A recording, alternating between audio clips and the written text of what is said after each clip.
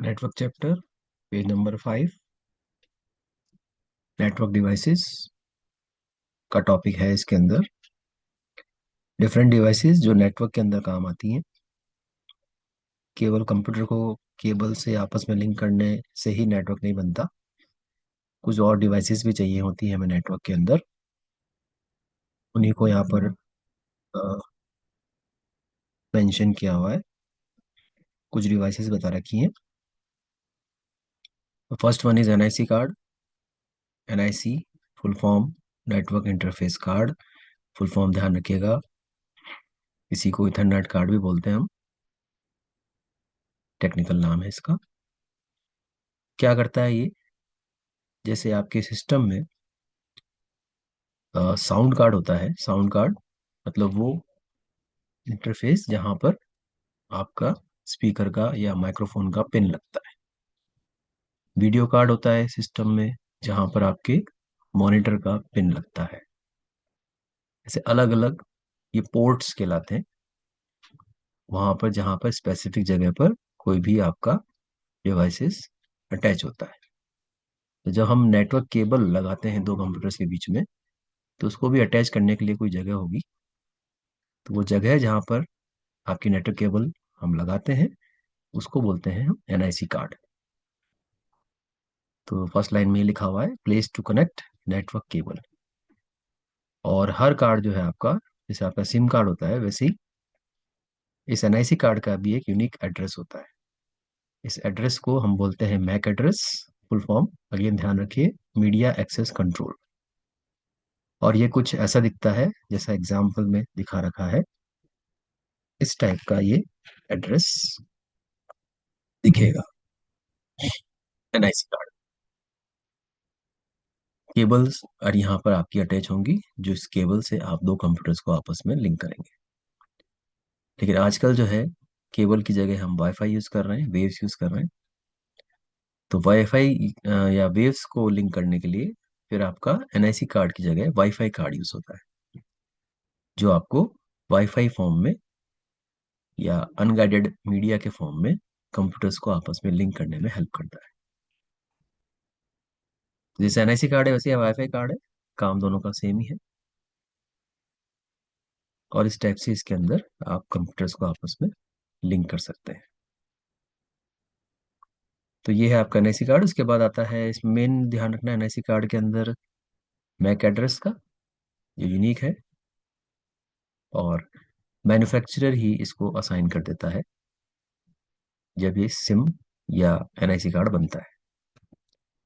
Then comes modem. Modem दो word से मिलकर बना है, मॉड्यूलेटर, डीमॉड्यूलेटर। मॉड्यूलेटर का एमओ और डीमॉड्यूलेटर का डीईएम, दोनों मिला दें तो बनता है मॉडेम। काम क्या है इसका, इसको थोड़ा समझते हैं। आपका कंप्यूटर जो है वो काम करता है डिजिटल सिग्नल्स पे। दो तरह के सिग्नल्स होते हैं, डिजिटल और एनालॉग। आपका कंप्यूटर काम करता है डिजिटल सिग्नल्स पे। और जो ट्रांसमिशन लाइंस हैं जिनके थ्रू आपके सिग्नल्स जाते हैं, वो काम करती हैं एनालॉग सिग्नल्स पे। तो डिजिटल सिग्नल्स और एनालॉग सिग्नल्स दो अलग तरह के सिग्नल्स हो गए। अब हमें इन सिग्नल्स को भेजना है अगर, तो हमें एक जगह पर जहां पर हम सेंड कर रहे हैं, वहां पर हमें क्या करना पड़ेगा, कंप्यूटर के जो डिजिटल सिग्नल्स हैं उनको कन्वर्ट करना पड़ेगा एनालॉग सिग्नल्स में, ताकि वो ट्रांसमिशन लाइन से जा पाए। इस चीज को बोलते हैं मॉड्यूलेशन। और ये कहाँ पर होगा, सोर्स पर होगा, जहां से डेटा भेजा जा रहा है। और इसका वाइस वर्सा, मतलब जब वो डेस्टिनेशन पे डेटा पहुंचेगा, तो इसी को हम उल्टा फॉर्म में करेंगे, यानी एनालॉग को वापस डिजिटल सिग्नल्स में कन्वर्ट करेंगे। ये कहाँ होगा, ये होगा डेस्टिनेशन पे। और ये क्या क्या कहलाएगा, ये कहलाएगा डीमॉड्यूलेशन। तो मॉड्यूलेशन और डीमॉड्यूलेशन, मॉड्यूलेशन का मतलब क्या हो गया, डिजिटल से एनालॉग सिग्नल्स में कन्वर्ट करना, सोर्स पे करते हैं ये। और डीमॉड्यूलेशन मतलब क्या हो गया, एनालॉग को वापस डिजिटल में कन्वर्ट करना। ये कहाँ पर होगा, डेस्टिनेशन पे। और ये दोनों काम कौन करेगा, ये काम करेगा डिवाइस मॉडेम, मॉड्यूलेटर, डीमॉड्यूलेटर। दो तरह के मॉडेम होते हैं, एक जो आपके सिस्टम के अंदर ही लगा रहता है, बाहर से नहीं दिखता आपको, इंटरनली फिक्स होता है, तो वो इंटरनल मॉडेम। और एक बाहर से आप कनेक्ट करते हैं अगर एक्सटर्नली, तो वो एक्सटर्नल मॉडेम कहलाएगा। फिर आती है आपकी डिवाइस हब। हब और स्विच एक साथ पढ़ेंगे हम। हब और स्विच का मतलब क्या है? एक कंप्यूटर से मुझे मल्टीपल कंप्यूटर्स लिंक करने हैं। ठीक है, जैसे हमने स्टार टोपोलॉजी में देखा, एक कंप्यूटर से हमें बहुत सारे कंप्यूटर लिंक करने हैं। तब एक कंप्यूटर से 10 केबल निकालनी है सपोज, तो 10 पॉइंट तो हो नहीं सकते उसमें। जो मेन कंप्यूटर है आपका, सर्वर है, जैसे जैसे आपके घर में होता है, आपको एक इलेक्ट्रिसिटी पॉइंट पे आपको बहुत सारी डिवाइस आपको ऐड करनी है। तो आप क्या करते हैं फिर? एक एक्सटेंशन कोड लगाते हैं। एक्सटेंशन कोड से क्या होता है कि वो जो सिंगल पॉइंट आपके घर में है, एक्सटेंशन कोड उसको मल्टीपल पॉइंट्स में कन्वर्ट कर देता है, जिससे आप सेवरल डिवाइसेस जोड़ सकते हैं। तो वही काम आपका यहाँ पर हब करता है। जो काम एक्सटेंशन कोड करता है इलेक्ट्रिक सर्किट में, वही आपका नेटवर्क के अंदर हब या स्विच काम करता है। तो हब और स्विच का काम क्या है? मेनली मल्टीपल पॉइंट्स प्रोवाइड करना to connect several computers together. ठीक है। अब इन दोनों में कॉमन क्या है कि ये मल्टीपल पॉइंट्स प्रोवाइड करते हैं दोनों ही। और दोनों ही आपकी इस तरीके से नेटवर्क को हम डिवाइड कर सकते हैं सब नेटवर्क्स के अंदर। ये सब नेटवर्क्स को डिवाइड कर सकते हैं और सब नेटवर्क्स के अंदर ये काम होता है। लेकिन दोनों में फर्क क्या है फिर? हब जो है वो कहलाती है पार्टी लाइन, लेकिन स्विच जो है वो कहलाता है प्राइवेट लाइन। मतलब क्या है इसके अंदर? सर्वर से अगर किसी नोड ने डेटा रिक्वेस्ट किया है, सपोज नोड नंबर 2 ने किया है, डेटा रिक्वेस्ट किया है, तो हब जो है सर्वर से डेटा लाएगी और उसको कॉपी करके सबको दे देगी। रिक्वेस्ट किसने किया था? नोड नंबर 2 ने, लेकिन ये सभी को प्रोवाइड कर देगी, इसलिए इसको बोलेंगे पार्टी लाइन। हब इस मामले में डम है, स्विच इस मामले में इंटेलिजेंट है। वो क्या करता है? एज ए प्राइवेट लाइन काम करता है। मतलब नोड 2 ने अगर डेटा मंगवाया है सर्वर से, तो नोड 2 को ही देगा, बाकी को नहीं देगा। ठीक है। डेटा आपका जो है पर्टिकुलर उसी नोड को ही सेंड होगा जिसने रिक्वेस्ट की है। तो ये डिफरेंस रहता है हब और स्विच में। कॉमन ये है कि दोनों मल्टीपल पॉइंट्स प्रोवाइड करते हैं। डायग्राम वाले क्वेश्चन के अंदर ये अक्सर पूछा जाता है, this device is use to connect several computers. तो फिर आपका आंसर होगा हब, और स्लैश करके स्विच भी लिख दीजिएगा। दूसरा क्वेश्चन जो आपका आता है डायग्राम वाले क्वेश्चन में, उसमें पूछते हैं कि हब को या स्विच को कहाँ प्लेस करें। तो फिर आपका आंसर होता है इन एवरी बिल्डिंग, क्योंकि हर बिल्डिंग के अंदर मल्टीपल कंप्यूटर्स हैं और मल्टीपल कंप्यूटर्स को जोड़ने के लिए आपको हब और स्विच चाहिए ही चाहिए। तो ये दोनों आंसर ध्यान रखिएगा। वापस रिपीट कर देता हूँ। डायग्राम वाले क्वेश्चन में दो तरह के क्वेश्चन आते हैं इसके ऊपर। एक, मल्टीपल कंप्यूटर्स को लिंक करने के लिए कौन सी डिवाइस यूज करें? तो आंसर है हब स्लैश स्विच। और अगर अलग इस तरह से पूछा जाए कि हब और स्विच को कहाँ प्लेस किया जाए, तो जो बिल्डिंग्स दे रखी होती है आपकी डायग्राम वाले क्वेश्चन में, तो किसी एक बिल्डिंग में या दो बिल्डिंग्स के बीच में प्लेस नहीं करना है। आपका आंसर होगा in each building, because multiple computers are there in each building. ध्यान रखिएगा इस आंसर का। फिर आते हैं ब्रिज। ब्रिज क्या करता है? ब्रिज और गेटवे को आप एक साथ देखिए। ब्रिज और गेटवे दो अलग अलग नेटवर्क्स को आपस में लिंक करते हैं। जैसे आपके स्कूल का एक नेटवर्क है, और सपोज एक और स्कूल आपके पास में है, उसका भी एक अलग नेटवर्क है। अब आप इन दोनों नेटवर्क को आपस में ज्वाइन करना चाहते हैं, तो ब्रिज और गेटवे इस टाइप के नेटवर्क में काम करते हैं। डिफरेंट क्या है इनके अंदर? गेटवे काम करता है अगर ये दोनों नेटवर्क डिसिमिलर नेटवर्क्स हैं based on different protocols. Main बात क्या है? डिफरेंट प्रोटोकॉल्स पे अगर काम कर रहे हैं, उनको जोड़ने वाला गेटवे होगा। लेकिन अगर ये दोनों नेटवर्क सेम प्रोटोकॉल पे ही काम करते हैं, तो इनको जोड़ने वाला ब्रिज कहलाएगा। ठीक है। सेम प्रोटोकॉल वाले नेटवर्क को जोड़ने के लिए हमें ब्रिज चाहिए, और डिफरेंट प्रोटोकॉल्स के नेटवर्क को जोड़ने के लिए हमें गेटवे चाहिए। ठीक है। दूसरी बात, ब्रिज काम करता है using MAC address. MAC address अभी आपने ऊपर देखा था, हर एनआईसी कार्ड का एक मैक एड्रेस होता है। तो वो जो आपका है मैक एड्रेस, उसके थ्रू आपका ब्रिज काम करता है दो लोकल नेटवर्क्स को आपस में जोड़ने के लिए, और केवल उन्हीं पैकेट्स को दूसरे नेटवर्क में जाने देगा जहां वो अगर उस नेटवर्क को वो बिलोंग करता है। तो फिल्टर करके काम करता है ये, और आपस में दो नेटवर्क के डेटा को मिक्स नहीं होने देता। ठीक है, एक इंटेलिजेंट कनेक्शन आपके बिठाएगा दो नेटवर्क्स के बीच में। चलिए, गेटवे के अंदर भी यही काम हो रहा है, लेकिन डिफरेंट प्रोटोकॉल्स पे हो रहा है।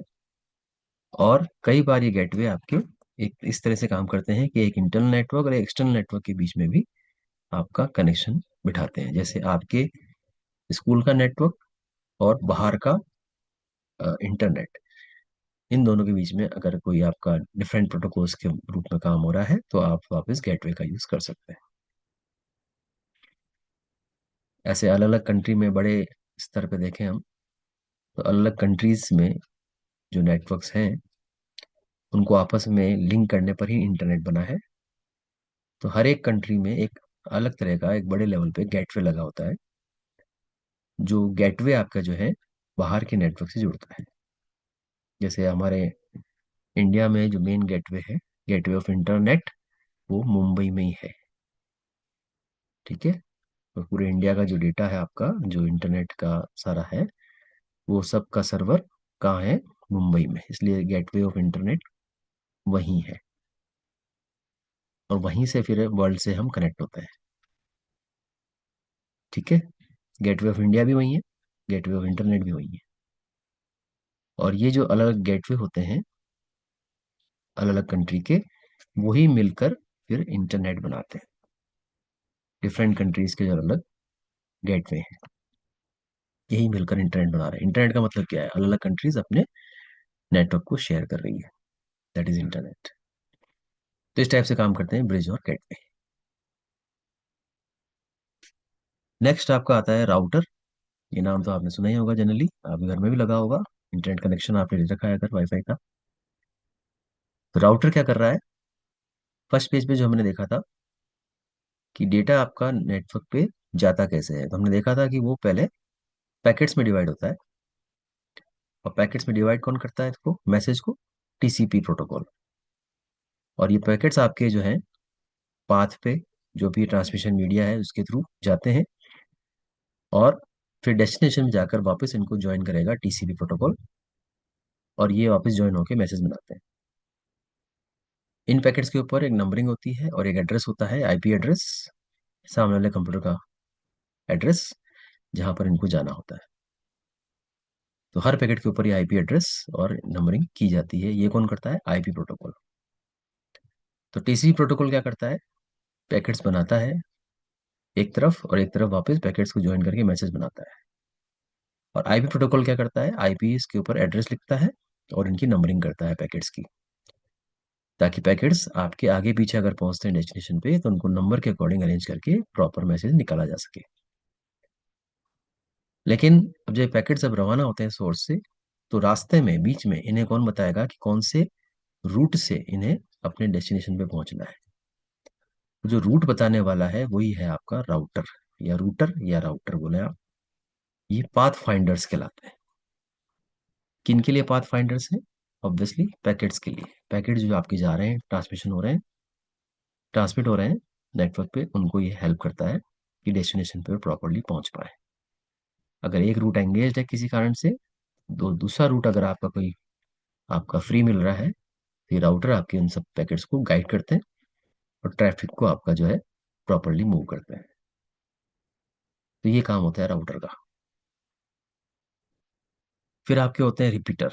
राउटर रिपीटर में डिफरेंस है, अगर मैं कंफ्यूज में तो येगा। रिपीटर क्या करता है? ये कई बार पहले वर्ड आ चुका है।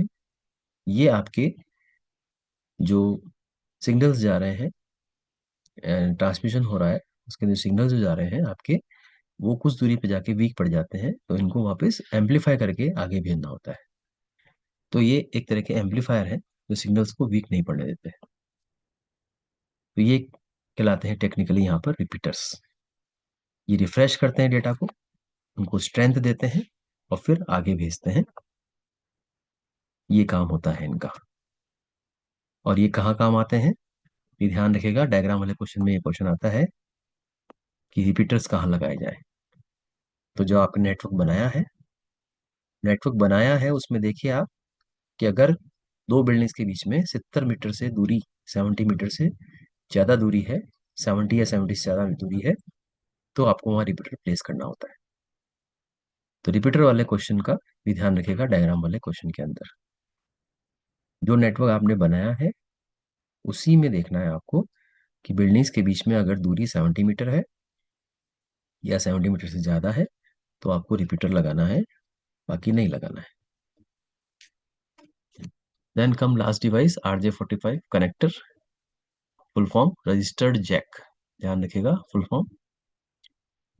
ये एक तरह का कनेक्टर है जिसको आप यूज करते हैं अपनी डिवाइस को जोड़ने के लिए। जैसे आप अभी आपने देखा होगा सब जगह आपके यूएसबी आ गए हैं, यूएसबी पोर्ट।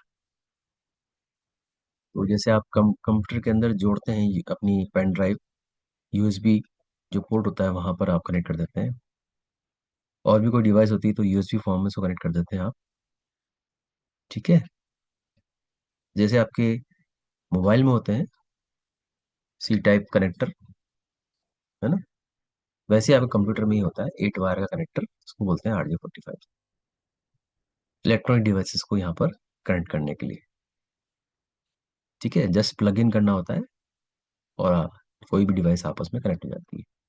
RJ45 सबसे ज़्यादा यूज होने वाला सबसे कॉमन कनेक्टर है। और भी कनेक्टर अवेलेबल होते हैं नेटवर्क पर, जैसे 4 वायर्स वाला RJ11, 6 वायर्स वाला RJ12, 10 वायर्स वाला RJ50। डिपेंड करता है नेटवर्क की रिक्वायरमेंट के ऊपर। सबसे कॉमनली जो यूज होता है वो RJ45 है। तो ये सारी डिवाइसेस हैं। और भी बहुत सारे डिवाइसेस होते हैं वैसे, लेकिन आपके कोर्स में ये सब डिवाइसेस हैं जिनका आपको ध्यान रखना है। ये बहुत इंपॉर्टेंट पेज है, ध्यान रखिएगा और आपस में इनमें कंफ्यूज मत होइएगा कौन सी डिवाइस क्या काम करती है। ठीक है, चलिए। फिर यहाँ से सिनेरियो चेंज होता है, यहाँ बिल्कुल अलग मैटर आता है। फिर हम बात करते हैं इसमें वर्ल्ड वाइड वेब की, यानी इंटरनेट की, वेबसाइट्स की। इनके बारे में आप बहुत कुछ जानते हैं, तो ज़्यादा ये कॉम्प्लेक्स मैटर नहीं है। हम वर्ल्ड वाइड वेब को हम डिफाइन करें तो क्या है ये? Collection of millions of files stored on thousand of computers. Different different type की वेबसाइट्स आपकी बनी हुई हैं। पूरे वर्ल्ड में पता नहीं कितनी वेबसाइट्स हैं, करोड़ों वेबसाइट्स हैं। और उनको जोड़ने से जो हमें वेब हमें यहाँ मिलता है उसको बोलते हैं वर्ल्ड वाइड वेब। और ये सब काम करते हैं प्रोटोकॉल्स के ऊपर। और हर वेबसाइट का एक यूआरएल होता है। यूआरएल हम देखेंगे आगे, यहाँ पर आ रहा है नीचे क्या होता है यूआरएल। यूआरएल का मतलब एक तरीके से एड्रेस होता है। तो हर फाइल का, हर वेब पेज का जो आपके इंटरनेट पे है उसका एक एड्रेस है। और उस एड्रेस को फॉलो करते ही हम उस वेब पेज तक पहुंचते हैं। जैसा मैंने आपको पहले ही बताया था कि वर्ल्ड वाइड वेब जो कंसेप्ट है, यानी वेबसाइट बनने वाला काम, ये कब चालू हुआ था? जब HTTP प्रोटोकॉल इन्वेंट हुआ था। HTTP प्रोटोकॉल इन्वेंट होने के बाद ही आपका वर्ल्ड वाइड वेब शुरू हुआ, क्योंकि हाइपर टेक्स्ट को ट्रांसफर करने वाला प्रोटोकॉल यही है।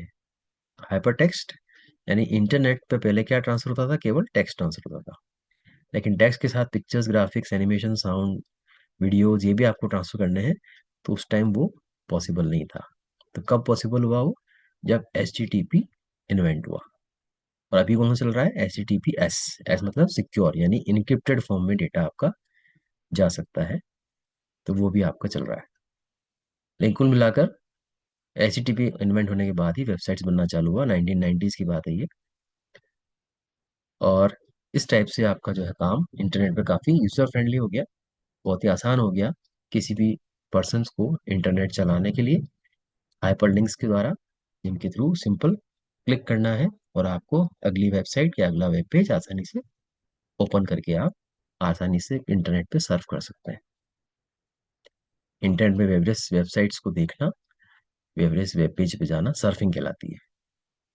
ठीक है। फिर दो टर्म्स आती हैं, IP एड्रेस और URL। आईपी एड्रेस भी आपके लिए नया नहीं है, पहले हम बात कर चुके हैं इसकी, कि पैकेट जो आपके हैं जो रवाना होते हैं एक से सोर्स से, तो उनके ऊपर आईपी एड्रेस लिखा जाता है। आईपी एड्रेस किसका एड्रेस है? हर कंप्यूटर का एक आईपी एड्रेस होता है, यूनिक एड्रेस होता है, जिससे वो कंप्यूटर पहचाना जाता है पूरे इंटरनेट पे। ठीक है, तो उस आईपी एड्रेस जो आपका होता है वो इस टाइप का होता है, इसके अंदर 4 नंबर होते हैं और 3 डॉट्स होते हैं। ये फिक्स है, 4 नंबर्स है, 3 डॉट्स है। लेकिन नंबर में वेरिएशन कैसे आएगा? हर नंबर, जैसे ये वाला नंबर हो गया फर्स्ट नंबर, ये 0 से लेके 255 तक के बीच में हो सकता है। देन अगेन सेकंड नंबर ये वाला, ये भी 0 से लेके 255 के बीच में हो सकता है। ऐसे ही थर्ड वाला भी है और ऐसे ही फोर्थ वाला भी है, इनकी रेंज ही होती है। तो इनको, इन 4 नंबर्स के इस टाइप के रेंज को मिलाकर बहुत सारे कॉम्बिनेशन आपके बनाए जा सकते हैं, और हर कंप्यूटर का एक अलग आईपी एड्रेस होता है, और उससे उस कंप्यूटर की पहचान होती है। ठीक है, ये तो आईपी एड्रेस किस फॉर्म में है आपका? न्यूमेरिक एड्रेस है, एक यूनिक न्यूमेरिक एड्रेस है आपके कंप्यूटर का। Then comes URL. यूआरएल क्या होता है? ये किसी भी वेब पेज का एड्रेस है, जैसे भी बात की थी मैंने। कोई भी वेब पेज आपका इंटरनेट पे है तो उसके एड्रेस को हम बोलते हैं यूआरएल। और यूआरएल के 3 पार्ट होते हैं। पहला, फर्स्ट है टाइप। टाइप मतलब प्रोटोकॉल्स, कौन सा प्रोटोकॉल के थ्रू ये काम कर रहा है। दूसरा आपका डोमेन नेम। डोमेन नेम मतलब उस वेबसाइट का नाम जिसके थ्रू आप यहाँ पर एक्सेस कर रहे हैं डेटा को। और तीसरा, उस वेबसाइट में भी, या उस डोमेन नेम में भी, वो आपका फाइल कहाँ रखा हुआ है, उसका आगे फर्दर पाथ, वो कहलाएगा आपका यहाँ पर फर्दर पाथ। जैसे यहाँ पर HTTP प्रोटोकॉल है, उसमें yahoo.com की वेबसाइट पे मेल नाम के फोल्डर में raj.html नाम की एक फाइल रखी हुई है। तो ये पूरा मिला के यूआरएल कहलाएगा, और जो वेबसाइट का नाम है वो डोमेन नेम कहलाएगा। तो ये यूआरएल जो है आपका, और डोमेन नेम में कई बार डिफरेंस पूछते हैं, तो ध्यान रखिएगा, domain name is a part of URL. URL का मतलब complete address of a web page on internet. Domain name मतलब just name of a website, या आप इसे बोल सकते हैं किसी भी सर्वर का एड्रेस इन करेक्टर फॉर्म, इसको भी हम बोल सकते हैं। जैसे ये आपका आईपी एड्रेस है ना, ये आईपी एड्रेस, इस आईपी एड्रेस का करेक्टर फॉर्म ये हो गया, इस टाइप से। अगर आप किसी वेबसाइट का न्यूमेरिक फॉर्म जानते हैं, मतलब ये जानते हैं, तो अगर आप ये भी टाइप करेंगे तो वही वेबसाइट मिलेगी। और करेक्टर फॉर्म में लिखना लेकिन काफ़ी आसान होता है, तो हम डोमेन नेम का यूज़ करते हैं। तो डोमेन नेम क्या है अगर डिफाइन करें तो, जैसे अगले पेज पे आएगा, वो करेक्टर फॉर्म है आईपी एड्रेस का, जो याद करने में आसान है, टाइप करने में आसान है। ठीक है, तो ये पेज नंबर 5 आपका यहाँ पर एंड होता है। डोमेन नेम आपका दे रखा है वैसे यहाँ पे, ये देखिए, करेक्टर बेस्ड नेमिंग सिस्टम है वेबसाइट का। ठीक है, more easy to remember instead of IP address. Domain name में भी आपके जो है कुछ सफिक्स होते हैं, उनका कुछ मीनिंग होता है। जैसे वेबसाइट के पीछे लिखा होता है .com, इसका मतलब कमर्शियल वेबसाइट है। .gov, इसका मतलब गवर्नमेंट वेबसाइट है। .org मतलब कोई ऑर्गेनाइजेशन से रिलेटेड वेबसाइट है। .edu एजुकेशनल वेबसाइट है। .nic नेटवर्क काउंसिल से रिलेटेड कोई वेबसाइट है। MIL मिलिट्री से रिलेटेड है। .in इंडिया से लिंक है। JP जापान से है। ऐसे अलग अलग आपके बहुत सारे डोमेन नेम इंडिकेटर्स या एक्सटेंशन होते हैं। ठीक है, डोमेन इंडिकेटर्स, एक्सटेंशंस, जिनके थ्रू वेबसाइट्स की पहचान होती है किस कैटेगरी की वेबसाइट्स। तो पेज नंबर 5 आपका यहाँ पे एंड हो गया, उसके साथ ही डोमेन नेम भी हमने पढ़ लिया। अब लास्ट वाले में डिस्कस करेंगे इसके आगे का मैटर।